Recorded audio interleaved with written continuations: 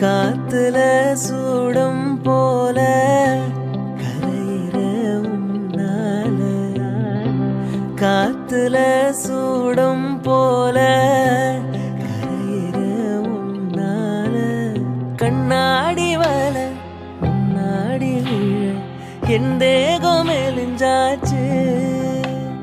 கல்யாண வரும் உன்னால பேரும் அண்ணால நினைச்சாச்சு.